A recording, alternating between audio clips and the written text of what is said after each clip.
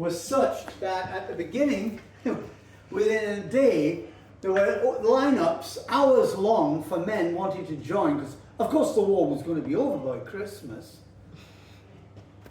We got to get in and do our bit. So many men, in fact, wanted to join up that they didn't have enough uniforms, and then started their training in their suits. Are you from the Toronto area at all? Or? No, We're Americans. All right. Well, here in Toronto, the downtown university, U of T, was turned into a flight training school, and the local agricultural fairgrounds were turned into barracks. Now,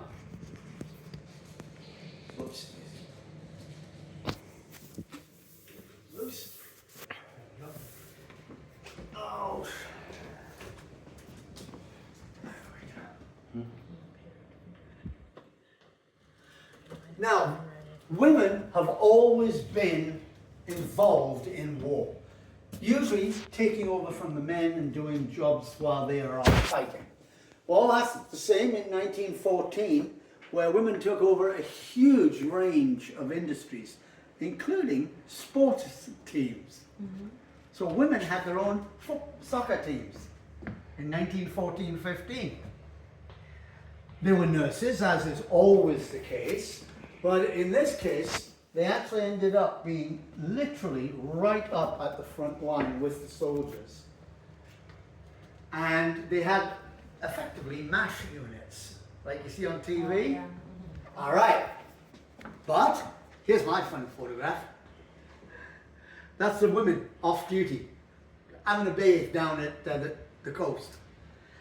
See the swimsuits? Do you know what they're made out of? Parachutes. No. Yeah. Wool. You know. You knew that? Yeah.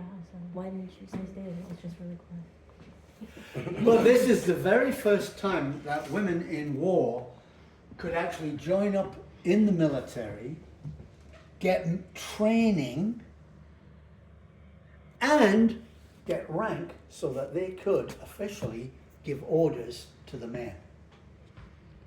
And in 1917, the Canadian government said, any woman in uniform has earned the right to vote in the elections alongside the men.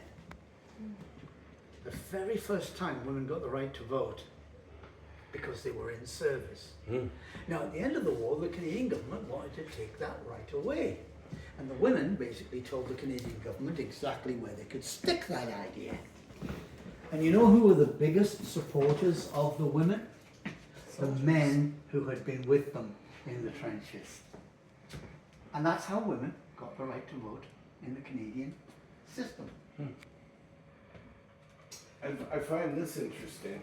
You know, the whole war started with the Serbian, and I never knew this, but it says Serbia was an ally for 2 years, and then it finished the war as a central power. Yep, it switched sides, simply because the Germans overran their country.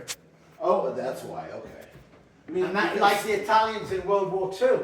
right. They were Axis to begin with, but technically allied at the end. But I could see why Poland, Finland, the Ukraine, and Lithuania would be on the Central Powers, because the Germans liberated them from the Russian Empire. That's about And they it. wanted no business being in the Russian Empire. Nobody Now, ever does. do any of you ladies do any kind of sewing, needlework or stuff? All of us, yes. Then come here. You will appreciate the workmanship there. Those are over 100 years old. And the story behind it is that when the Germans invaded Belgium in 1914, the families of the Belgians that fled into France and Britain became refugees. And in France, they were often, for 4 years, lived in refugee tent camps. The men went into the military. The women were left behind to look after and feed the kids.